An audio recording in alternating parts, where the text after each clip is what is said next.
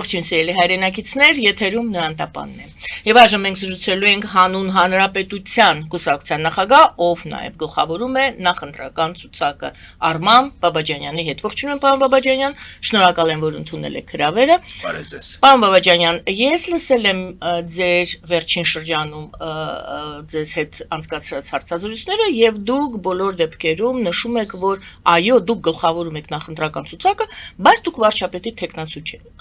Այդպես էլ չհասկացանք, ով է հանուն հանրապետության կուսակցության վարչապետի թեկնածուն։ Տիկին Գայանե, նախ ուզում եմ շնորհավորել ձեր ծննդյան տարեդարձը, նախորդին ձեր Շատ տարեդարձն է եղել եւ ես ուզում եմ միանալ մեր հայրենակիցներին, մեր բոլոր քաղաքացիներին, ովքեր գնահատում են ձեր տաղանդը, լրագրողական բազմամյա փորձը եւ խոնարհվում եմ ձեր ավանդի, ձեր նվիրումի առաջ, որ դուք հանդես եք բերել տարիների ձեր աշխատանքով, ձեր նվիրումով մեդիային, լրագրությանը։ Անսպասելի էր եւ շատ շնորհակալ։ Երկրորդ ուզում եմ այո վերահաստատել, որ ի սկզբանե մեր թիմը հայտարարեց, որ մենք իշխանափոխության չենք գնում այս ընտրություններին մեր մասնակցությամբ, մենք ունենք շատ արտակարգ մասնագիտական ներկայություն մեր թիմում, մասնագետներ, տարբեր ոլորտների, առողջապահության, կրթության, իրավաբաններ ունենք, շատ որակյալ տնտեսագետներ, բայց ամենակարևորը ունենք սկզբունքային մարդիկ, ովքեր բերդերով ու ազատազրկման սպառնալիքներով են անցել, հետապնդումներով են անցել եւ մենք իմի ենք եկել ու հասկացել ենք, որ ռացիոնալ որոշումը կլինի այս ընտրություններում քննարկել ընդդիմափոխության օրակարգը։ Վարչապետի հարցը պատասխանենք հետո։ Մենք հայտարարել ենք, որ եթե ընդդիմափոխություն, ուրեմն չունենք վարչապետի թեկնածու, որտեղ այդպիսի հավակնություն չունենք։ Մեր խնդիրը վարչապետի աթոռը չէ, մեր խնդիրը պետության իմաստը մեր քաղաքացիներին վերադարձնելն է, որպեսզի գյուղացին իրեն կարևորված զգա, ոչ թե լքված, ոչ թե որպեսզի ուսուցիչը իրեն անտեսված չզգա, որպեսզի զինվորը իրեն մոռացված չզգա, որպեսզի երիտասարդը իր ապագան հեռանկարային տեսնի։ Եվ այդ իմաստով բնականաբար մենք հայտարարել ենք, որ նախ կարողացել ենք ախտորոշել հիմնական խնդիրը մեր քաղաքական դաշտի ընդդիմությունը 2021 թվականից Պուտինն է եւ կարողացել ենք իմի բերել իրադարձությունների այն ամբողջ շղթան, որի հիմնական նպատակը հայկական պետականության կազմաքանդումն է 2020 թվականին Ռուսաստանի առնվազն թողտվությամբ մեզ վրա պատերազմ բերվեց։ Մենք ունեցանք տարածքային եւ մարդկային ահռելի կորուստներ, որ մեզ համար արհավիրքի նշանակություն ունեցավ։ Դրանից հետո 2021 թվականի Սև լճերի հատվածում, Իշխանասարի հատվածում տեղի ունեցան ներխուժումներ մեր սուվերեն տարածք։ Մենք դիմեցինք Ռուսաստանին, Ռուսաստանը ոչ երկկողմ պայմանագրով, ոչ բազմակողմ պարտավորություններով չարձագանքեց։ Դրանից հետո 2022 թվականի Ջերմուկի եւ Վարդենիսի իրադարձությունները, երբ որ ուղղակի արդեն հայկական բնակավայրերն էին ադրբեջանական նշանառության տակ եւ հարվածի տակ։ Ռուսաստանը անարձագանք թողեց այդ կարևոր դիմումը եւ իհարկե 2023 թվականի Արցախում տեղի ունեցածը, երբ ռուս խաղաղապահները ուղղակի նվիրեցին Ալիևին Արցախը, մի բան, որ իրենք պարտավորվել էին նոյեմբերի 9-ի հայտարարությամբ, որի հեղինակը Պուտինն էր, Արցախի ժողովրդի անվտանգությունը ապահովել սեփական հայրենիքում, սեփական հողի վրա։ Սա չեն արել։ Ինչի է մեզ բոլորը պատմում, որտեվ կարծում եմ այն ինչ հիմա Պուտինը անում է Հայաստանի դեմ, այդ իրադարձությունների տրամաբանական շարունակությունն է։ 2021 թվականին Պուտինը շարունակելով այդ Հայաստանի դեմ գրոհը փորձեց իշխանությունը զավթել։ Չկարողացավ իշխանությունը զավթել, զավթեց ընդդիմությունը։ Եվ դա դարձրեց իր համար հենման կետ, որպեսզի վերստին կարողանա Հայաստան նվաճելու, Հայաստանը զավթելու, Հայաստանը ծայրագավառ դարձնելու իր ծրագիրը կարողանա ավարտին հասցնել։ Հետևաբար ախտորոշելով հիմնական խնդիրը, մենք տեսել ենք, որ ժողովուրդը իր ընտրությունը եւ իշխանությունը իշխանության նկատմամբ արդեն ստանձնել է։ Մենք հրավիրում ենք, որպեսզի ժողովուրդը տեր լինի ընդդիմությանը, որտեղ ընդդիմությունը ըստ էության անտեր է, շանփայ։ Եվ մեր խնդիրն է, որպեսզի մենք մեր հայրենակիցներին հրավիրենք տեր լինելու ընդդիմությանը, որտեղ ընդդիմությունը եւս իշխանության ընդդիմադիր հատվածն է, եւ մենք իրավունք չունենք թույլ տալ, որպեսզի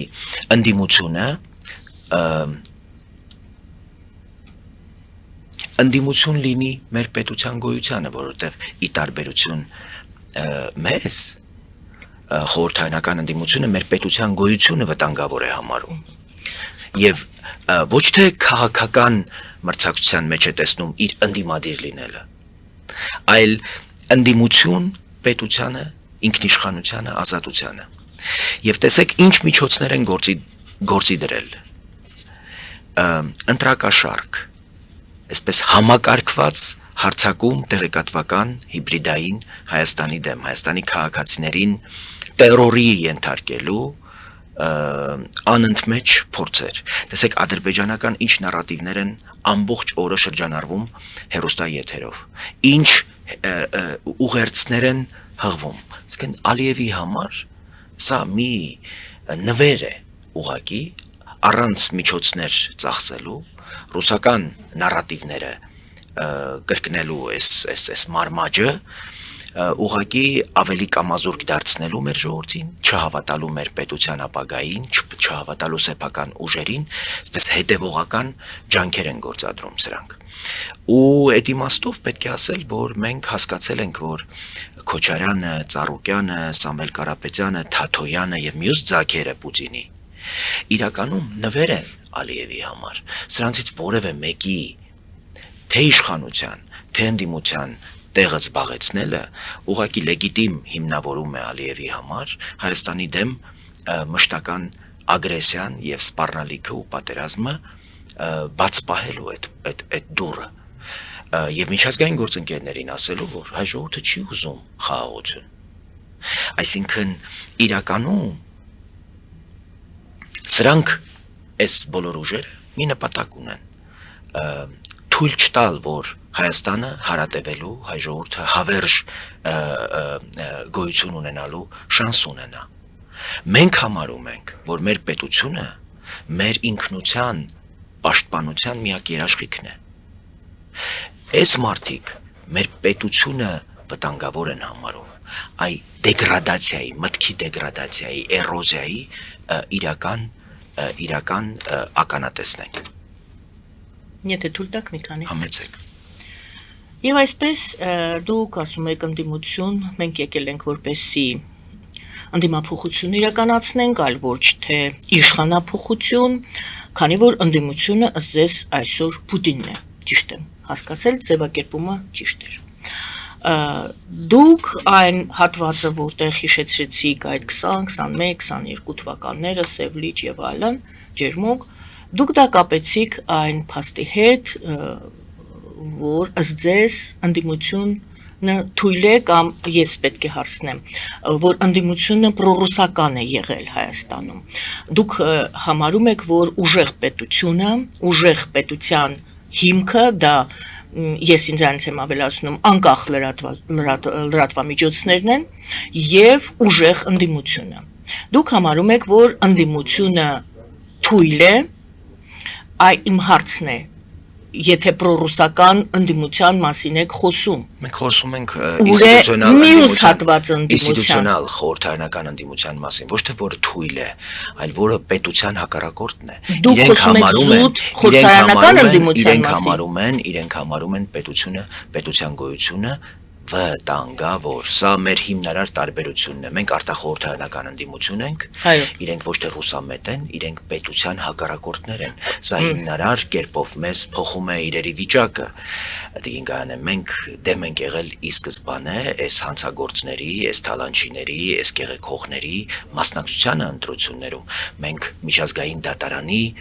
նույնիսկ որոշում ունենք, որ այս մարդիկ գնդակահարել են խաղաղ ցուցարարներին, գնդակահարել են հայ Հայաստանի ժողովրդավարության վրա եւ հիմա նրանց արտոնել, որպեսի ժողովրդավարական ընտրություններին մասնակցեն, որպեսի ջախջախեն ժողովրդավարությունը, առնվազն արդար չէ։ Դե սա այս հարցը իշխանություններին են, երևի թե դուք Փաշինյանին եք ուղում այդ հարցը, եթե ունեք այսպիսի վճիռ, ինչու են այս մարդիկ մասնակցում ընտրությունների եւ հավակնում եւ վերջապես ասել ենք նրան, որ վարչապետը իր նախընտրական ելույթներից մեկում ընդունեց ու արձանագրեց այդ փաստը կարևոր, որ 2025 թվականի սեպտեմբերի 18-ի մարդու իրավունքների եվրոպական դատարանի որոշումը, ըստ որի 2008 թվականին քաղաքական կոալիցիայի մաս կազմող Հանրապետականը, Դաշնակցությունը եւ Բարգավաճ Հայաստանը, ինչպես նաեւ ամբողջ քաղաքական, դատախազական, իրավապահ համակարգը, դատական համակարգը 0038 գաղտնի հրամանի մասնակիցներ են, պետությունը զավթելու գործողություններ են իրականացրել եւ կարողացել են դա անել մինչեւ 2018 թվականը։ Վերադառնանք այնուամենայնիվ ներողություն իմ հարցին, որովհետև մենք այդ նույն տրամաբանական գիծն ենք փորձում շարունակել, ասելով, որ ընդդիմությունը այսօր Պուտինն է, դուք շտկեցիք իմ խոսքը եւ ասացիք խոսքը գնում է միայն այսօր խորհրդարանում ներկայացված ընդդիմության մասին, բայց մենք խոսում ենք ընտրությունների մասին եւ այն մնացած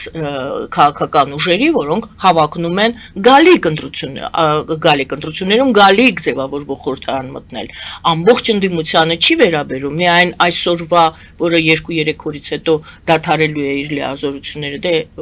պրոցեդուրայով մինչև օգոստոսի 2-ը։ Մինչև օգոստոսի 2-ը, բայց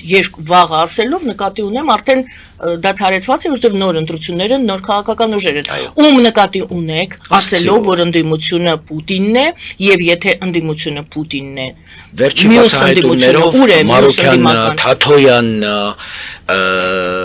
բոլորին դեմ, այո, սա ռուսական պրոյեկտներ են, Հայաստանի հետ ոչ մի, Հայաստանի ապագայի հետ ոչ մի կապ չունեցող։ Եթե կարելի է Ծառուկյան, Սամվել Կարապետյան, որը ընդհանրապես չի ճանաչում Հայաստանի սահմանադրությունը, սահմանադրական ցենզեր ընդհանրապես չհամապատասխանելով սահմանադրական պահանջներին, մարդը հռչակել է իրան Հայաստանի հաջորդ վարչապետ։ Սա անարգանք է Հայաստանի պետությանը, սրանց համար Հայաստանը Wildberries-ի մասնաճյուղ է, իրենք Հայաստանը պետություն նույնիսկ չեն։ Սրանք ասելով, գիտեք, բոլորին ոնց Կարապետյան Ռոբերտ Քոչարյանը, որ պետական հանցագործ է, եւ քաղաքական իմաստով փախաղան համբելու փոխարեն այսօր մասնակցում է ընտրություններին, ցուցմունք տալու փոխարեն քաղաքական հայտարարություններ է անում եւ հարցազրույցներ է տալիս։ Հա դուք ասում եք, որ այս մարդը փողերի լվացման մեջ մեղադրյալ է, Սամվել Կարապետյանը։ Ասում եք, որ հոսանք է գողացել։ Բայց այս մարդիկ ինչ գործ ունեն ընտրություններին, ասում եք սրանք բանդիտներ, մաֆիոզներ եւ գողեր են, տարբեր պաշտոնյաներ, հրապարակային, օրենքը չի սահմանափակում, եթե օրենքը չի ես ասում եմ, քրեական օրենսգրքով հոդվածներ են նախատեսում մաֆիոզների, բանդիտների եւ գողերի ընտրությունների մասին օրենքը սահմանափակում է, մասին օրենքը կարծում եմ, որ պետությունը եւ պետական մարմինները նրա համար են, որպեսզի առավել բարևարք մասնակցություն ապահովեն ընտրություններին եւ հնարավորինս պաշտպանեն ընտրությունների լեգիտիմությունը։ Այս մասնակցությունը ինքնին արատավորում է ընտրությունների ամբողջ ընթացքը, որովհետեւ պատկերացրեք շպիոններ են հայտնաբերվում, պետական դավաճաններ են հայտնաբերվում ընտրությունների ընթացքում։ Եվ այդ ուժերը քաղաքական գետինը մտնելու փոխարեն, այդ ամբարոյականները ամոթ ունենալու փոխարեն բանը սկսում են արդարանալ, թե բա Անդրանիկ Թևանյանը մնացածը։ Մարդիկ ապացույցներ են բերում, որ իրենք FSB-ի գործակալներ են։ Մարդիկ ապացույցներ են բերում, որ Թաթոյանը 1 միլիարդ դրամ Ռուսաստանից փող է ստացել իր բրենդը առաջ մղելու համար։ Գերինը չեն մտնում այս ամբարոյականները։ Սա է ռուսական քաղաքական դեմքը։ Հասկանում եք, որովհետև ես խոսում էի կոնկրետ թվականների մասին, բայց ձեզ թվում է ինչի էր օրինակ անջատվում հակաօդային պաշտպանական համակարգը, երբ դա պիտի գործեր։ Հայ-ռուսական համատեղ պաշտպանական հակաօդային պաշտպանական համակարգ կա։ Բայց ձեզ թվում է հիմա այն ինչ որ տեղի ունենում Հայաստանի դեմ այս ուժերի միջոցով եւ հակաօդային պաշտպանության համակարգի անջատման միջև տարբերություն կա։ Այսինքն դա հակապետական հանցագործներ են։ Այսինքն ես կարծում եմ, որ իհարկե դավաճաններ են, Հայաստանի պետության դեմ գործող, այսպես գրոհայիններ են։ Սա արշավանք է Հայաստանի պետության դեմ եւ կարծում եմ մեր դիրքավորումը եւ մեր ժողովրդի արձագանքը սրանց պիտի լինի համարժեք սրանք քաղաքական ուժեր չեն սրանք գրոհայիններ են որոնց նպատակը հայկական պետականության կազմաքանդումն է իդեպ որոնք որ այսպես թակույց պաշտպանում են նոյեմբերի 9-ի Պուտինի հեղինակած հայտարարությունը, որի վերջնական նպատակը ինչ էր, հայկական պետականության կազմաքանդում, Թուրքիայի հետ համաձայնեցված Հայաստան պետություն չպիտի լիներ։ Իրենք չեն կարողացել մաքսիմում պլանը իրագործել, հիմա անցել են մինիմում պլանին, չեն կարողացել իշխանություն վերցնել, որպեսզի պետությունը դարձնեն ծայրագավառ, հիմա ընդդիմությունն են վերցնում, եւ ընդդիմությունը դարձնում են հենման կետ իրենց ծավալները ռուսական ներկայության Հայաստանում պահպանելու, իսկ հարկ եղած դեպքում նաև ավելացնելու համար։ Ես ճիշտ եմ ասում, Ռուսաստանի պլանների մասին եք խոսում։ Ես խոսում եմ Ռուսաստանի պլանների մասին, որոնք գործադրվում են Հայաստանի իրենց հանցակիցների միջոցով։ Հա, Ռուսաստանը չէր կարող այդ պլանները նույնիսկ ծրագրել, եթե չունենար գործակիցներ, հանցակիցներ։ Հա, իր ուրեմն ենթակայությամբ իր սեփականությունը հանդիսացող Սամվել Կարապետյանին, Ռոբերտ Քոչարյանին, ում հետ Պուտինը եւ Պուտինը խիմիա ունի, ուրեմն մյուս սուբյեկտներին, Թաթոյան, Ծառոկյան, որը Լուկաշենկոյի սեփականությունն է, հա, գործի են դրել, որպեսզի կարողանան իրենց ծրագրերը կյանքի կոչել։ Ու սա է, որ մենք հիմնավորապես տարբեր առաջարկով ենք մասնակցում այս ընտրություններին, որովհետև կարողացել ենք ախտորոշել մեր պետության, մեր քաղաքական միջավայրի գլխավոր հիվանդությունը, որը գալիս է ընդդիմությունից կամ այս շրջանակից, հա, որին իդեպ Պուտինը անթակույց ասաց, որ պրոռոսիյսկի սիլի, հա, այսինքն ինքը ունի նախընտրած ուժեր։ Եվ մենք հիմա տեսնում ենք նաև քստմնելի այլ իրադարձություններ, հայկական միրգը, բանջարեղենը, խմիչքը։ Եկեք այստեղ մի պահ, եթե կարելի, ես ձևակերպեմ հարցը։ Դուք շարունակեք հենց այդ տրամաբանությունը, պարզապես որպեսզի, ինչպես ասում են, ենթախորագիր դնենք եւ շարունակենք այդ ենթախորագրի տակ։ Ինչ է եղել Պուտինի պլանը մինչ այսօր եւ այսօր ինչ է անում Պուտինը։ Այդ խնձոր, չգիտեմ, տանձ, արդեն տանձերն են մտել այդ ցուցակի մեջ, ձուկն ու մուկն են մտել։ Հա, նոր շղթայի մասը, ասեմ, պատերազմ Հայաստանի դեմ, թույլ չտալ, որ Հայաստանը խաղաղության շանս ունենա, թույլ չտալ, որ Հայաստանը ապագայի հնարավորություն ունենա եւ պատկերացեք նախընտրական այս ամբողջ գործիքակազմին, տեղեկատվական գրոհներ, ամբողջ ռուսական եթերը Հայաստանի դեմ ամենօրյա ռեժիմով հայոյանք ու հայ ժողովրդի նկատմամբ լուտանքներ են արձակում։ Իդեպ այդ լրատվամիջոցները շարունակում են հեռարձակվել հայաստանցի հարկատուներից հաշվին գործող հանրային եթերային տարածքում, հանրային մուլտիպլեքսում։ Սա առաջին պատճառն էր, որ մենք արդեն տարիների վեր պահանջում ենք այդ լրատվամիջոցների հեռարձակումը արգելել եւ փակել նրանց ուրեմն հեռարձակումը հայկական մուլտիպլեքսում։ Երկրորդ, կարծում եմ, որ այս բոլոր գործիքներին ավելացնել մրգերի, լոլիկի, ելակի, զարմանալիորեն ծիրանի եւ խաղողի օրինակ վաճառքը Ռուսաստանի տարածքում այդ սահմանափակումները շատ ուղիղ կապվում են այս ընտրական գործընթացի հետ եւ բացահայտում են նենք նպատակը Ռուսաստանի։ Ուրեմն հասնել նրան, որպեսզի վախերի, սպառնալիքների, հայ հանրության մեջ դժգոհության, այսպես տրամադրությունների արդյունքում իրենք կարողանան իրենց համար ավելի նախընտրելի արդյունք ստանալ։ Դա օրինակը գիտեք որն է, այդտեղ դուք կարևոր բաներ նշեցիք, տանձ, խնձոր, ծիրան, խաղող առավել եւս չի արտահանվել այս տարի Ռուսաստան։ Ինչն են արտահանել։ Դա պարզապես ցուցակով նշվում է, որ ավելի ազդեցիկ լինի։ Այսինքն ավելի հուսահատ նախերգանքն են տալիս, որ ուրեմն այն գյուղացիները, ովքեր պատրաստվում են խաղող արտահանել, նրանց խաղողն էլ թույլ չեն տալու վաճառել, հա, այսինքն նախապես ազդարարում են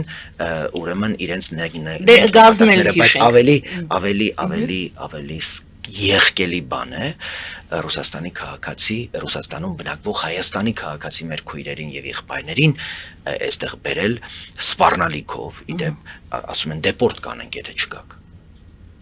Դեպորտ կանենք, սև ցուցակներ կգցենք, եթե չգնաք ու Հայաստանում չքվեարկեք մեր նախընտրած տեխնացուների օգտին։ Այսինքն մեր եղբայրներին ու քույրերին հանել են մեր դեմ, մեր պետության դեմ, մեր տան դեմ։ Ասում են տվեք ձեր ծնողին, թե չէ չենք թողի որ ապրեք։ Տվեք ձեր զավակին, թե չէ չենք թողի որ շնչեք, որովհետև մեզ համար մեր պետությունն ու պետականությունը սրբություն, սրբոց է, ծնողի եւ զավակի արժեք ունեցող։ Պարոն Բաբաջան, իսկ այդ գրոհը, եթե կարելի ասել, Ռուսաստանի կողմից հոգեբանական գրոհը եւ փաստացի կենսամակարդակը իջնի Հայաստանում, հա, իրենք չկարողանան արտահանողները արտահանեն, գումարներ չվաստակեն, վատանա տնտեսական վիճակը, սոցիալական վիճակը վատանա, գազը չտան, էլ ավելի վատանա, այսինքն այսպես լարում լինի սոցիալական, որ հետո պորտ կա եւ իշխանությունների դեմ սկսի գործելը։ Սա է տրամաբանությունը։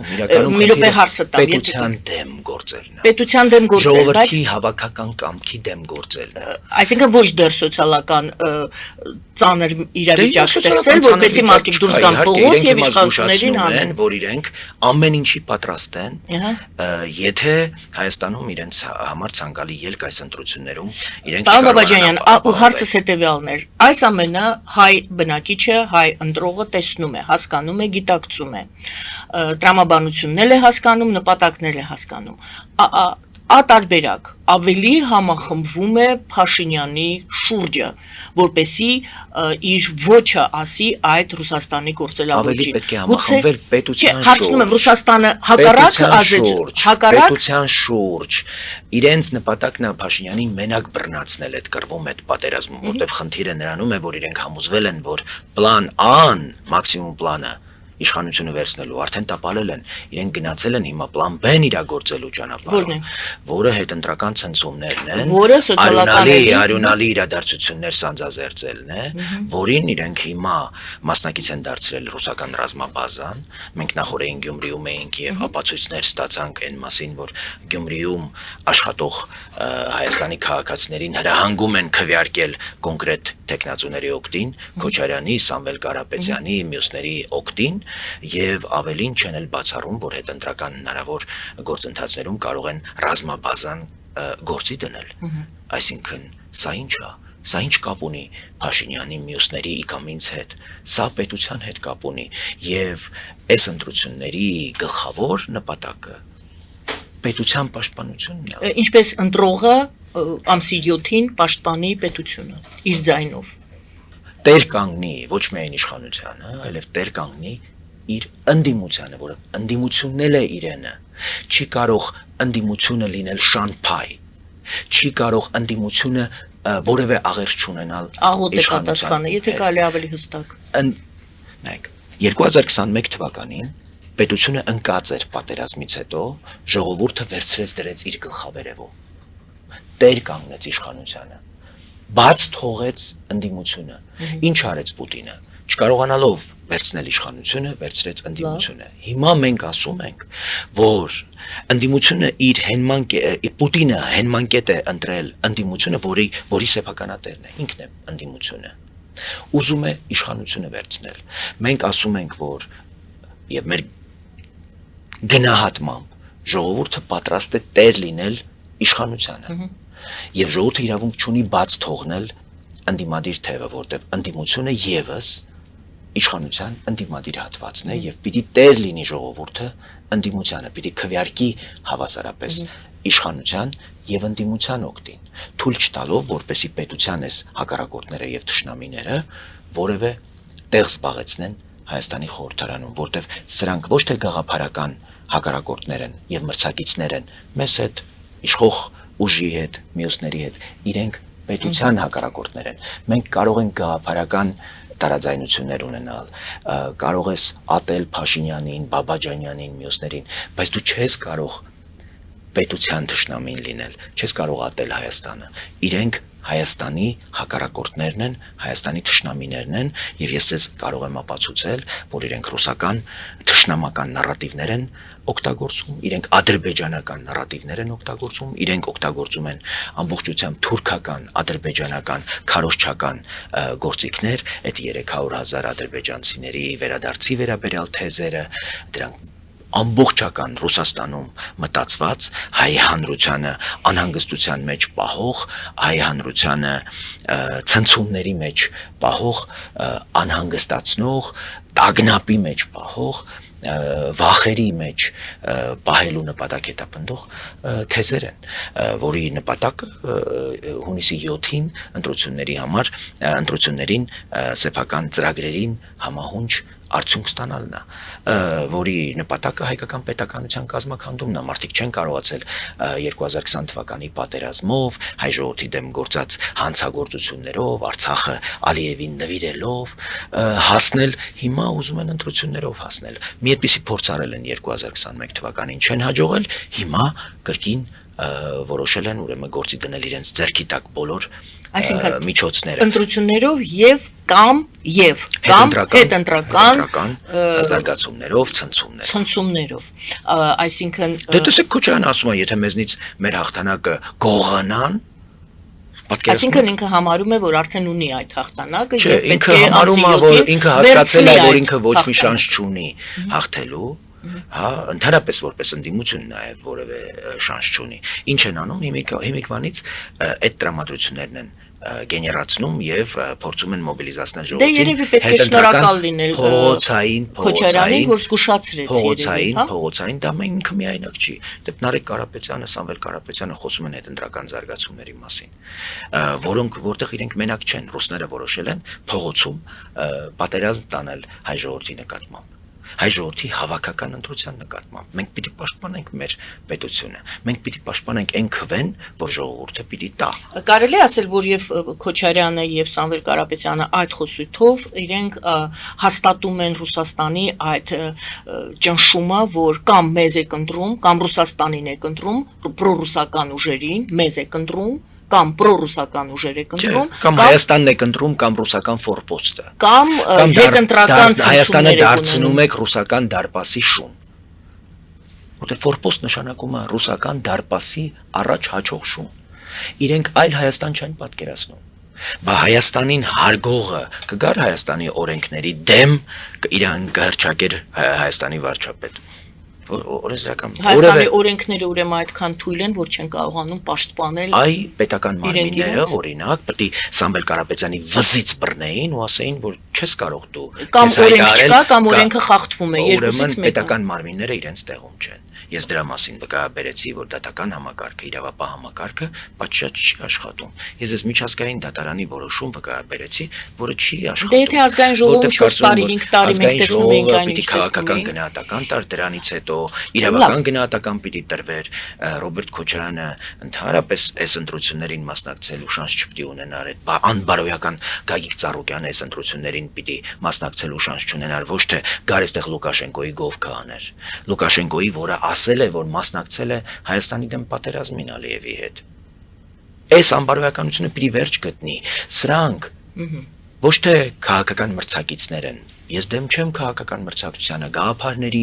բախումներին։ Մենք պիտի այդ դաշտում փնտրենք մրցակցություն, այդ դաշտում փնտրենք հակառակորդներ, քաղաքական մտքի։ Այս մարդիկ պետության հակառակորդներ են։ Մենք չենք կարող հանգիստ լինել, քանի դեռ սրանք մեր քաղաքական միջավայրում սուբյեկտներ են, որտեղ իրենք քաղաքականության հետ կապ չունեն, կրիմինալ սուբյեկտներ են, հա, Գարցարոկյանը քրեաօլիգարխիայի սիմվոլ է։ Որպես ամփոփում, ինչ խնդիր է այս պահին լուծում Ռուսաստանի համար, իր համար, ինչ խնդիր է լուծում։ Նայեք, Ռուսաստանը երկու հարաբերություն է պատկերացնում իր հարևանությամբ։ Դու կամ վասալ ես, կամ թշնամի։ Ռուսաստանը ոչ մի ուրիշ հարևան չունի,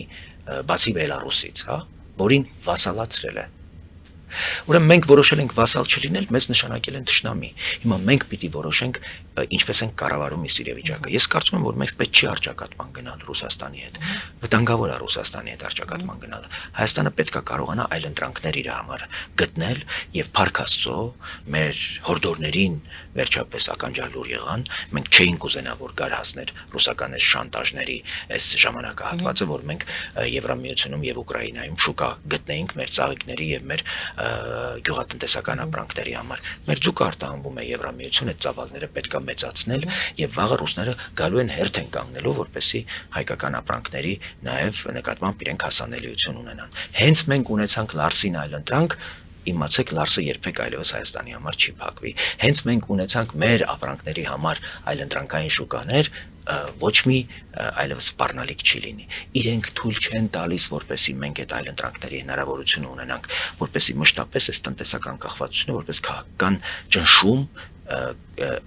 բանեցնեն մեր նկատմամբ։ Բայց այստեղ ավելի հիմնարար հարցեր կան։ Ինչ խնդիր է լուծում։ Հայաստանը կարողացել է միջազգային ահռելի պայմանավորվածություններ կայացնել։ Նախորդին Ռուբիոն կոնգրեսում էր խոսում եւ կարևոր հայտարարություններ էր անում։ Ըստ էության երեկվա մասին եք խոսում, նա խարիսկ անվանեց տրիպը։ Խաղաղության խարիսկ անվանեց։ Այո։ Ինչին դեմ այսօր հանդես է գալիս Ռուսաստանը, որտեղ երկաթուղու կոնցեսիոն կառավարումը մենք տվել ենք իրենց եւ իրենք որոշել են, որ օրինակ իրենք որևէ կերպ չեն թույլ տալու, որ տրիպը իրականություն դառնա, քանի դեռ իրենք կառավարում են հայկական երկաթուղին։ Այս ընտրությունները մեծապես նաեւ հնարավորություն է, որպեսզի մենք այս կոնցեսիայի խնդիրը լուծենք։ Առանց արճակատման պիտի գտնենք տարբերակ երկաթուղին դուրս բերելու ռուսական կառավարումից, Փառք Աստծո դա մեր սեփականությունն է եւ մենք պիտի տրիպը կարողանանք կյանքի կոչել, որտեղ տրիպը միայն Հայաստանի եւ Ադրբեջանի մասին չէ, Հայաստանի եւ Ադրբեջանի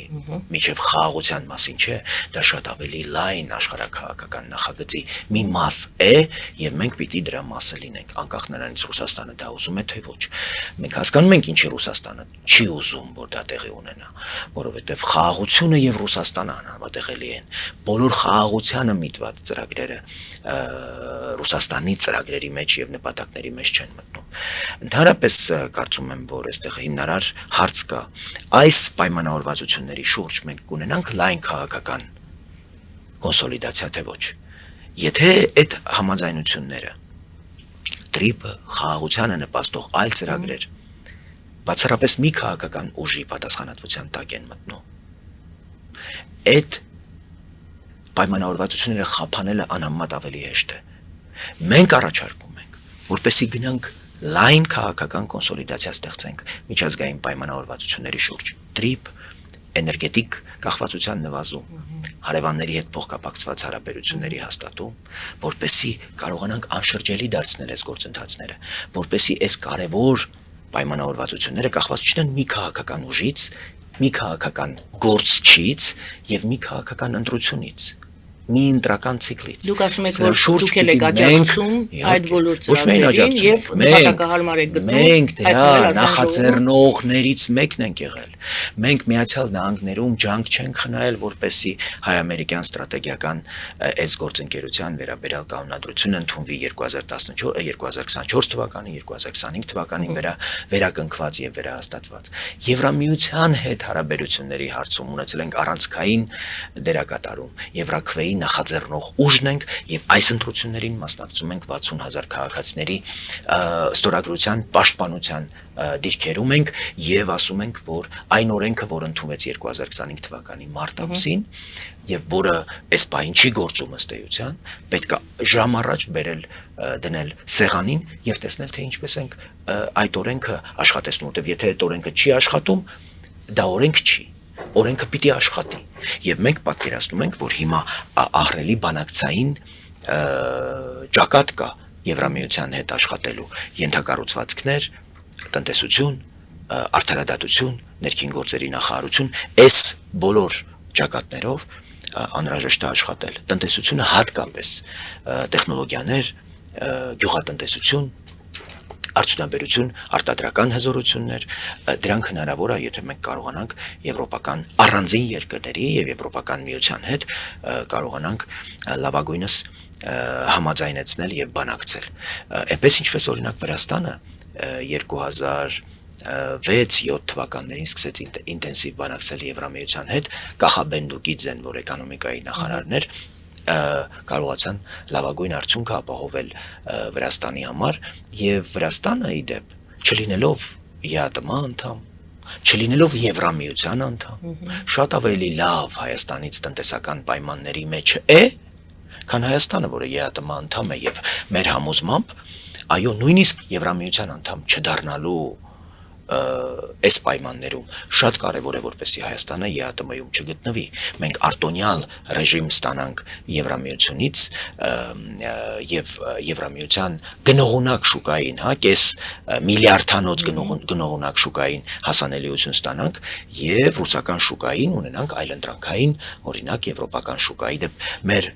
գյուղամթերքը արդեն արտահանվում է եվրոպական արևելյան Եվրոպայի երկրներ։ Այստեղ շատ կարևոր է լոգիստիկան, շատ կարևոր է, որպեսզի մենք Թուրքիայից ունենանք հասանելիություն դեպի եվրոպական շուկա, անկախ նրանից դիվանագիտական հարաբերություններ կունենանք, թե ոչ Թուրքիայի հետ, շատ կարևոր է, որ այդ տրանզիտը կարողանանք ունենալ։ Ոչ միայն եվրոպական շուկա, նաև Թուրքիայով կարողանանք արաբական երկրներին հասանելիություն ունենալ։ Իրաքն ու Եգիպտոսը ահռելի շուկաներ են Հայաստանի համար, եւ այդտեղ եւս մենք ահռելի արտահանման պոտենցիալ պիտի փնտրենք։ Ուսա պիտի լինի, ես կարծում եմ,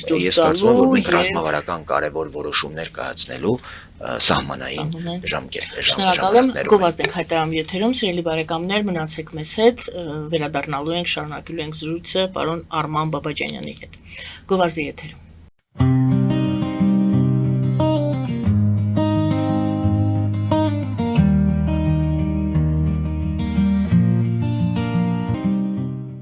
Ֆելիչե ժամանակակից ատամնաբուժական կլինիկա։ Այստեղ հարմարավետությունն ու խնամքն առաջնային են։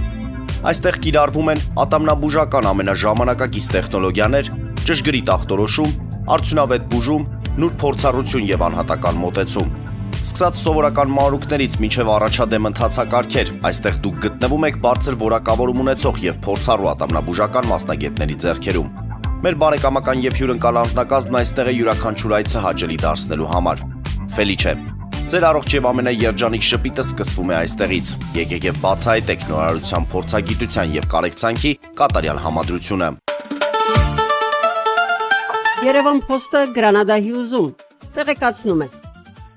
Դրամական փոխանցումներ 1%-ով։ Օդանավով 1 պաունդը 2.99։ Նավով ուղարկեք 1 արկղ, երկրորդ արկղը անվճար։ Ավտոմեքենաների փոխադրում անհավատալի արժեքներով։ Ինչպես նաև կահույք եւ մեծ չափի բեռների փոխադրում։ Jackpot հագուստի խանութը երկրորդ մասնաճյուղն է բացել Գլենդելի սրտում, որտեղ կարող եք ձեռք բերել եվրոպական եւ ամերիկյան ընտիր հագուստեղեն, կոշկեղեն, աքսեսուարներ, պայուսակներ ամենահարմար արժեքներով։ Նաև կարող եք ցանկացած ապրանք պատվիրել եւ ձեռք բերել կարճ ժամանակում։ Jackpot-ի Գլենդելի հասցեն է 1135 North Pacific Avenue, հեռախոս 818 813 2252։ Jackpot հագուստի լավագույն կենտրոնը Գլենդելում։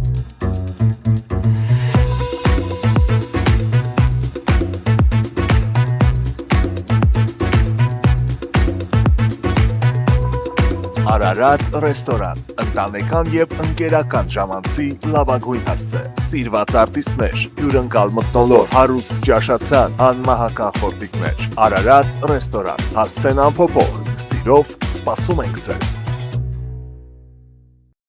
Լավագույն պաղպաղակ, բնական, համեղ եւ մատչելի գներով պաղպաղակը կարող եք ձեռք բերել բոլոր հայկական խանութներում։ Պահանջեք հայկական պաղպաղակ, Թամարա պաղպաղակ։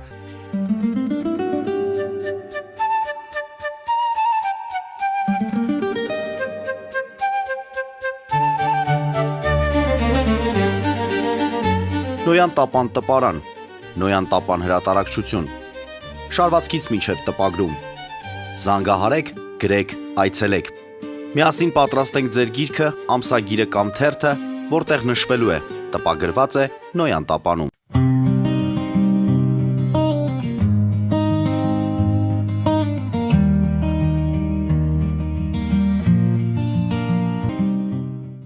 Սիրելի բարեկամներ, հիշեցնեմ, որ մենք զրուցում ենք պարոն Արման Բաբաջանյանի հետ հանուն հանրապետության կուսակցության նախընտրական ցուցակը գլխավորող քաղաքական գործչի։ Եվ այսպես շարունակում ենք մեր զրույցը Ռուսաստան-Հայաստան փոխհարաբերությունները բավականին մտահոգում են բնակչության այն հարցեր իսկապես մտահոգում են իրենց արդյունքին Ռուսաստանը հասել է թե չէ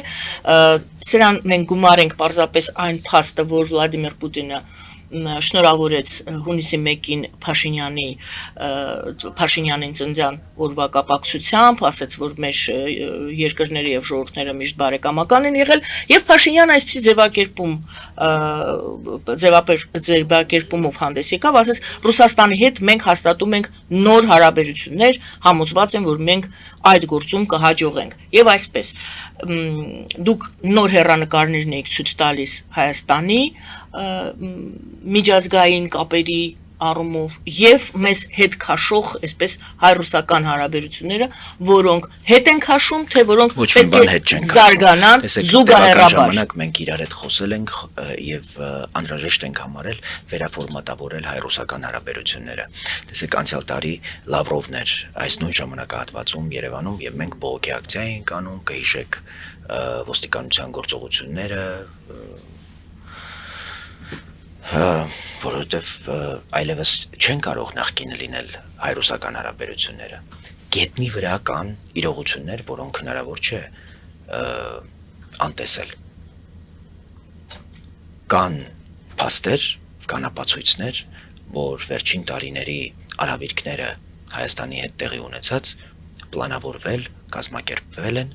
Ռուսաստանի կողմից եւ նրա թողտվությամբ։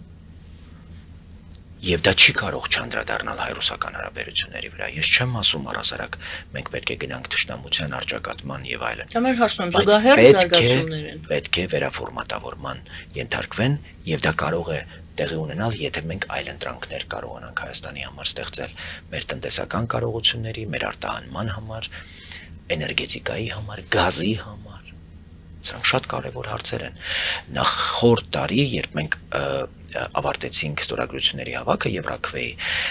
արդեն կար այսպիսի խոսակցություն, որ գազի հետ կապված կարող են զարգացումներ լինեն։ Ես հանդիպեցի Հայաստանի շատ բարձրաստիճան մի պաշտոնյայի հետ, ով ինձ հավաստիացրեց, որ եվրոպացիների հետ կան քննարկումներ, եվրոպացիները պատրաստ են կոմպենսացնել թանկացած գազի գինը, եթե Ռուսաստանը այդպիսի գործողության գնա։ Չգնաց Ռուսաստանը։ Այդ պայմանավորվածությունները մինչ այս պահը ակտուալ են։ Մենք պիտի եվրոպացի, ամերիկացի մեր գործընկերների հետ խոսենք, ոչ միայն գազի հետ կապված, նաև պիտի հիմա արտահանման ենթակա այդ մթերքը, որը մեր գյուղացիները ըստ էության վնասներ են կրելու, պետությունը պիտի փոխհատուցի, մինչև մենք կարողանանք այլընտրանքային շուկաներ գտնել։ Իհարկե, Ուկրաինան շատ լավ շուկա է փոխարինող։ Իհարկե, Արևելյան Եվրոպայի շուկաները մեզ համար շատ հարմար այլընտրանք են, ինչպես Վրաստանի եւ Մոլդովայի դեպքում բացառություններ արվեցին Եվրոպական միության կողմից, այդ բացառությունները մեզ համար էլ այս պահին բաց են։ Եվ այս հնարավորությունը մենք ենք բերել Հայաստանի համար։ Մեր նախաձեռնությունը Հայաստանի Եվրամիության անդամակցելու գործընթացի մեկնարկի վերաբերյալ օրենսդրական 60,000 Հայաստանի քաղաքացու համահեղինակությամբ ընդունված օրենքը Հայաստանի համար այս հեռանկարներն ու այս այլընտրանքներն է ստեղծել եւ պետության ինքնիշխանության կարևոր ցուցիչ է այլընտրանքները։ Գիտեք, այդ մեզ ճակատագրական այսպես դատապարտվածության այդ բանից մենք դուրս ենք գալիս, որ մեր միակ այլընտրանքը, մեր միակ փրկությունը չկա այդպիսի բան, պետության կարևոր ֆունկցիան իր ժողովրդի համար այլընտրանքներ ստեղծելն է։ Չի կարող փակուղի լինել, չի կարող որևէ երկրից կախվածության այս աստիճան լինել։ Եվ ինչ է անհրաժեշտ վերաֆորմատավորում հայ-ռուսական հարաբերությունների նշանակում է բոլորովին նոր, օրինակ, երկկողմ պայմանավորվածություններ, բոլորովին նոր երկկողմ ակնկալիքներ։ Ինչ է ուզում, օրինակ, այս բային Ռուսաստանը Հայաստանից եւ ինչ է Հայաստանը ակնկալում Ռուսաստանից։ Մենք անվտանգություն իրենցից չենք ակնկալում, օրինակ, բայց տնտեսական հարաբերություններ ինչու ոչ։ Եվ դրա համար պետք է համապատասխանեցնել այսօրվա իրողություններին հայ-ռուսական հարաբերություններին։ Հիմա թղթի վրա մենք դաշնակիցներ ենք, բայց ակնհայտ է, չէ՞ որ մենք դաշնակիցներ ենք այլ այլ ուժային կենտրոնների հետ։ Ռուսաստանը չի ճանաչում Հայաստանի ինքնիշխան գոյության իրավունքը, Ռուսաստանը համարում է սա ժամանակավորապես կորսված տարածք։ Հայաստանը համարում առասարակ թյուրիմացություն, Օվերչուկի վերջին հայտարարությունը եւ Թուրքմենչայի պայմանագրի վկայաբերումը հենց դրա ապացույցն է։ Իրենք սա տարածք են համարում, իրենք սա պետություն չեն համարում։ Եվ իրենք անթակույց իրենց ամբողջ պետական լրատվական միջոցներով ուղղակի ամեն օր խոսում են եւ սպառնում են SVO-ներով, հատուկ գործողություններ Հայաստանի դեմ, որտեվ հաշտ չեն մեր պետության գոյության հետ, մեր անկախ գոյության հետ։ Մենք այս ճգնաժամը, այս տրամադրությունները փոխելու կարիք ունենք եւ իհարկե զուգահեռ պետք է մեր տնտեսական կարողությունների մասին խոսենք, որտեվ այն ինչ մենք այս պահին ստանում ենք Եվրասիական տնտեսական միությունում, դա չի բավարարում մեր պահանջներին եւ կարիքներին։ Նայեք, Հայաստանը տնտեսական ահռելի պոտենցիալի կարիք ունի, որպեսզի վճարի իր անվտանգության համար։ Մենք հաշվել ենք, որ մենք 13 տարի ԵԱՏՄ-ում ենք, Լեհաստանը եւ մեր զբաղցյան երկրները 13 տարվա մեջ Եվրամիության անդամակցության մեջ գտնվելու 13 տարվա մեջ կարողացել են իրենց տնտեսությունը 3 անգամ մեծացնել։ Մենք այդպիսի հեռանկար չունենք ԵԱՏՄ-ում։ Մենք հիմա 25 միլիարդ հնա ունենք, մենք հաշվարկել ենք, որ 13 տարվա մեջ Եվրամիության անդամակցության անդամ լինելու պարագայում կարող ենք 55 միլիարդի հասցնել Հայաստանի հնան։ Դուք պատկերացնում եք դա ինչ է։ Դա նավթով հարուստ Ադրբեջանին նույնիսկ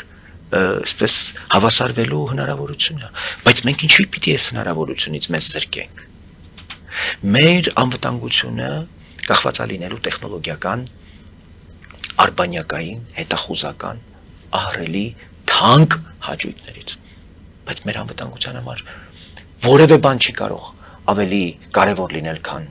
անվտանգությունը, եւ մենք պիտի վճարենք դրա համար։ Մենք պիտի վճարենք բարձրակարգ կրթության համար, մենք պիտի վճարենք բարձրակարգ առողջապահության համար, որովհետեւ մարդը այս ամեն ինչի կենտրոնում է։ Մեր տաղանդը այս ամեն ինչի կենտրոնում է եւ մենք այս տաղանդը բացահայտելու, պայմաններ ստեղծելու համար անհրաժեշտ ուրեմն պայմաններ պիտի ստեղծենք, պետություն պիտի դառնանք այդպիսի։ Ավելին, ես շատ ուրախ եմ, որ դուք նաև Սփյուռքում եք հեռարձակվում։ Սփյուռքի ներուժը նաև ներգրավելու Հայաստանին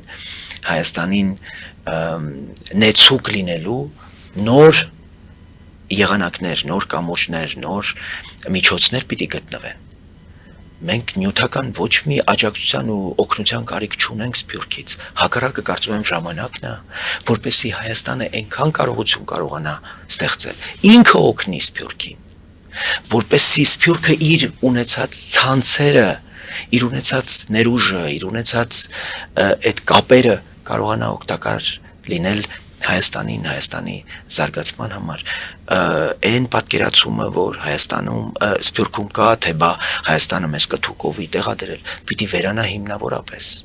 Հայաստանը պիտի ուղերձ հղի Սփյուռքին, որ ինքը տեր է Սփյուռքին։ Հայաստանը տեր է Սփյուռքին, Հայաստանը տեր է Սփյուռքին, եւ մենք պիտի կարողանանք Հայաստանը դարձնել համահայկական,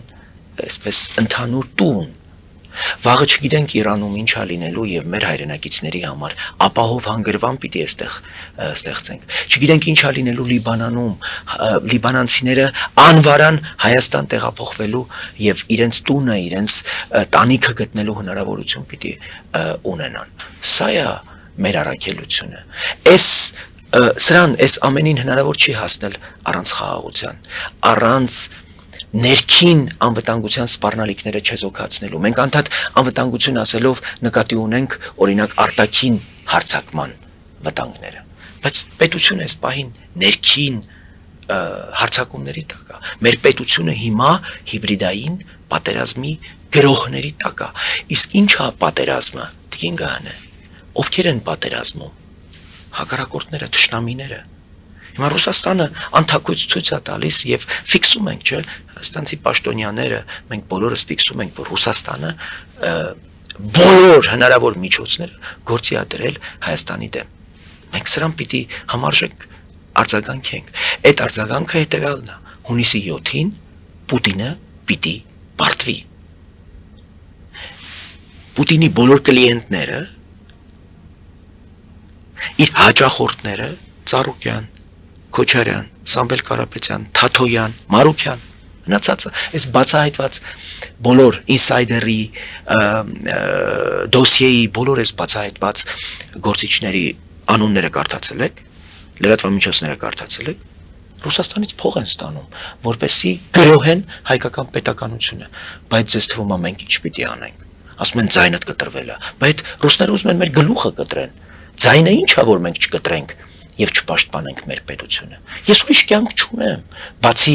պետությանը ծառայելու առաքելությունը։ Դուք ասում եք 60,000 ստորագրություն ենք հավաքել, այո, բայց դուք մենակ ձեր կուսակցությունը չէր, նախ ձեզ մեղադրում են այդ նախաձեռնող խումբը,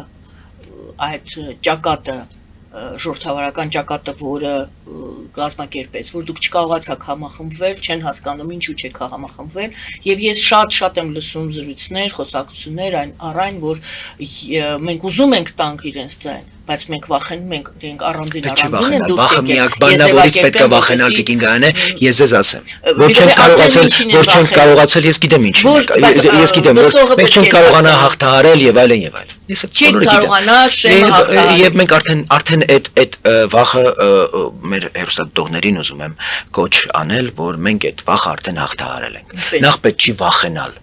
Առասարակ պետք չի վախենալ, բայց կարծում եմ չեն հավաքի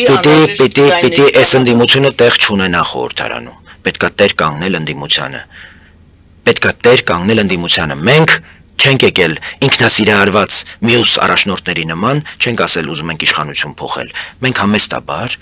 իրերը գնահատել ենք գետնի վրա ինչ իրավիճակ կա քաղաքական, ասել ենք ընդդիմությունն ենք ուզում փոխել, որտեղ մեծագույն սպառնալիքն ենք ներքին անվտանգության, պետության անվտանգության սպառնալիքն ենք կարողացել ախտորոշել։ Մենք էլ մյուսների նման կարող էինք մասնակցել այս ընտրություններին, ասել գալիս ենք իշխանությունը փոխել, մյուսների նման ինքնասիրահարված սիրամարգի պես առաջի համարի շուրջ կառուցեինք այս ամեն ինչը։ Չենք արել դա, որտեղ ողջամիտ ենք եղել, որտեղ ստապ կարողացել ենք իրերը գնահատել, ի տարբերություն մեր մյուս գործընկերների, որոնց հետ մենք մասնակցել ենք Եվրաքվեի ուրեմն այդ նախաձեռնությանը, հասարակական կազմակերպություններ Արամ Սարգսյան, Տիգրան Խզմալյան, բայց մենք ենք դրա դրոշակակիրը, որևէ մեկը դրա մասին չի խոսում։ Մենք ասելով հանուն հանրապետության կուսակցությունը, որևէ մեկը դա կարևոր առավելություն չի համարում։ Այո, մենք դրա դրոշակակիրն ենք։ Ի տարբերություն նրանց, Տիգրան Խզմալյան չի մասնակցում այս ընտրություններին։ Ես խոսում եմ ընտրություններին մասնակցող այն սուբյեկտների մասին, ովքեր արևմուտքի անունից են հանդես գալիս, բայց վախեցան մեր նախաձեռնությանը միանալ։ Հա? Այդ սիրամարգ Գուրգեն Սիմոնյանը, բա ինչի չմիացավ, այդ արևմուտքի այդ ջատագովը ինչի չեկավ չմիացավ։ Մենք բոլորին հրավիրել էինք։ Շիրինյանը ինչի չեկավ չմիացավ։ Եկավ, հետս խոսեց, պայմանավորվեց, բայց չմիացավ։ Եվ կարևորը միավորումները չեն, կարևորը սկզբունքներն են, ում հետ ես պատրաստվում միավորվել։ Այո, մենք դրամատիկ տարբերություններ ունենք մյուս քաղաքական ուժերի հետ, որտեղ մեր պատկերացմամբ հանքերը կորզելը մեր պետության առաջնահերթությունը չպիտի լինի, ինչպես դա մտածում է Արամ Սարգսյանը։ Կներեք, Արամ Սարգսյանի հետ հիմնավոր այլ տարաձայնություններ ունենք։ Արամ Սարգսյանը Ռոբերտ Քոչարյանի ձեռից վարչապետի պաշտոն ստացել, հետո էլ ընդդիմություն է եղել։ Ինչ չեն կարողացել Ռոբերտ Քոչարյանի արյունալի 10-ամյա պաշտոնավարումը թույլ չտալ։ Այո, բաց տեքստով եմ գրել, հիմա էլ հրապարակային առաջի անգամ ձեր եթերում եմ ասում։ Ռոբերտ Քոչարյանի պաշտոնավարումը հնարավոր է եղել, որտեղ ապիկար ու թույլ ընդդիմություն է եղել 10 տարի։ Ռոբերտ Քոչարյանը հոկտեմբեր 27-ից հետո, եթե կարողացել է վերընտրվել 2003 թվականին, դա Արամ Սարգսյանի, Ստեփան Դեմիրճյանի եւ մյուս ընդդիմադիրների թողտվությամբ է եղել։ Հիմա եկել մեծ փրթում եք, թե կարակ Ռոբերտ Քոչարյանի հարցերը լուծեք։ Լուծեիք, այն ժամանակ ընդդիմությունը դուք էիք։ Հասկացաք։ Այդ դրա համար այդ հիմնավոր տարբերությունները թույլ չեն տալիս, որպեսզի սկզբունքային համաձայնություններ ունենանք։ Սկզբունքային համաձայն եւ միջև վերջի օրը մեր կուսակցությունն է եղել, որ դուրը բաց ենք պահել համագործակցության։ Դաշտում չի գտնվել այդ հասունությունը, այդ խոհեմությունը, որ միասին է պետք գնալ։ Չկա, ուրեմն կգնանք առանձին եւ կգնանք ընդդիմափոխության կարգախոսով, ոչ թե մյուսների ինքնասիրարված մյուսների նման անիրատեսական հայտարարություններ կանենք, թե բա վարչապետի պաշտոնը իշխանափոխությունը։ Գետնի վրա գնացեք տեսեք մարդիկ ինչեր են ձեր մասին խոսում։ Գնացեք տեսեք մարդիկ հավատում են ձեր իշխանափոխություն անելու թեզերին։ Ով հայտարարենք եթերում շարունակենք զրույցը եւ պատասխանենք հետեւյալ հարցին։ Նորից վերադառնում եմ իմ հարցին։ Դուք ասում եք բաց են եղել մեր դռները, որպեսզի քաղաքական կուսակցությունները, որոնք կիսում են մեր այս գիծը, քաղաքական գիծը, միանան եւ միացողները մենք տեսել ենք ով է միացել, ով չէ։ Հիմա հարց, բաց եք թողնում նաեւ այդ դուռը հիմա քաղաքացիների համար, որոնց կոչ եք անում կամ որոնցից սպասում եք, որ կգան եւ իրենց ձայնով կմասնակցեն ձեր աջակցություն կտան ձեր ուրեմն վարած գծին քաղաքականությանը եւ իմ հարցին, որ մարդիկ ասում են, հա, ես ուզում եմ, այսինքն արդեն առաջընթաց է, որ ասում են, այո, ես ուզում եմ, բայց վախենում եմ, որ ես մենակ եմ եւ այդքան անհրաժեշտ գովազից հետո ենք պատասխանելու, անհրաժեշտ քանակությամբ, անհրաժեշտ տոկոսը չի հավաքի այդ քաղաքական ուժը դրա համար, այսպես տարակուսանքի մեջ ենք ուզում ենք տալ, բայց չգիտենք չփոշիանա մեր ձայնը, ինչ կպատասխանեք այդ քաղաքացուն։ Սիրելի բարեկամներ, հիշեցնեմ, որ մենք հանուն հանրապետության կուսակցության նախագահ Արման Բաբաջանյանի հետ ենք զրուցում։ Պարոն Բաբաջանյան, ձեր խոսքը շատ քիչ րոպեներ են մնացել, ձեզ ընտրելու ցանկություն ունեցողներին, փաստորեն դրանց թիվը բավականին այդպիսիների թիվը բավականին մեծ է։ Շատերը դիմում են նրանց, ովքեր դեռ չեն կողմնորոշվել, ասում են եկեք մեզ ձայն տվեք, բայց ես ձեզ ասում եմ, ձեզ ձայն տալու ցանկություն ունեցողները շատ են, բայց տարակուսանքի մեջ են, վախենում են, որ չի վախենալ, մենք հայտարարել ենք, որ մենք այս քաղաքական գործընթացի սանիտարներն ենք։ Մենք պիտի այս մակաբույծներին մաքրենք մեր քաղաքական միջավայրից եւ ընդդիմափոխության մեր այս ցանկությունը հենց դրա բառապացույցն է, դառնալ սանիտար եւ քաղաքական միջավայրը ազատել պարազիտներից։ Աղը, գիտեք ինչ նշանակություն ունի, աղը քիչ է, բայց եթե աղը չլինի, ճաշը կթափվի, որպեսզի այս ճաշը չթափվի, մենք այդ աղն ենք, մենք պիտի լինենք այս գործընթացների կարևոր մաս, որպեսզի մեր պետությունը այն օրասական պահին, որ ուզում են բռնացնեն մի քաղաքական ուժի հետ, մենակ չմնա։ Մենք պիտի բուֆեր լինենք այն պահին, երբ կփորձեն գնդակահարել մեր պետությունը։ Մենք չպիտի թույլ տանք, որ գործընթացները դրան հասնեն։ Սրանք ուզում են պետությանը մենակ բռնացնեն։ Ժողովրդավարությունը պիտի լայն պաշտպանության շերտ ունենա։ Եվ իհարկե մենք ակնկալում ենք, որ մարդիկ իրենց ձայնը կտան մեզ, որովհետև մենք ունենք արժեքային ընդհանրություն։ Մենք ընդլայնված ցուցակով ենք մասնակցում այս ընտրություններին եւ այդ ցուցակի մաս ենք նաեւ ընկալում մեր ընտրողներին։ Մենք այդ ցուցակը բացել ենք մեր ընտրողների առաջ եւ ասում ենք եկեք միասին պետության իմաստը վերադարձնենք։ Արժանապատվություն, ազատություն, ինքնիշխան Հայաստան, որպեսզի այս քաղաքական ուժերից որևէ մեկը չհաղթի, այլ հաղթի Հայաստանի Հանրապետությունը։ Շատ շնորհակալություն այսօր։ Համար 18 Համար 18 Այո։ Շնորհակալություն։ Շնորհակալություն սիրելի բարեկամներ, Արման Բաբաջանյանի հետ էինք զրուցում, նա գլխավորում է նախընտրական ցուցակը, սակայն վարչապետի տեխնացու չէ։ Այդ հարցը ես այդպես էլ չհասկացա։ Երբ ենք իմանալու ձեր վարչապետի տեխնացուի անունը, պարոն Բաբաջանյան։ Մենք գնում ենք ընդդիմափոխության։ Մենք հայտարարել ենք, որ մենք իշխանափոխության չենք ձգտում, ուստի չունենք վարչապետի տեխնացու եւ հրավիրում ենք, որպեսզի ժողովուրդը տեր լինի իշխանությանը եւ տեր լինի ընդդիմությանը, որտեվ ընդդիմությունը այս պահին Պուտինն է, հունիսի 7-ին ընտրելով համար 18-ին Պուտինը պիտի պարտվի, Պուտինը պիտի պարտություն կրի։ Շնորհակալություն զրուցու արմեի ես Գայանե Առաքելյանս, բարին ձեզ։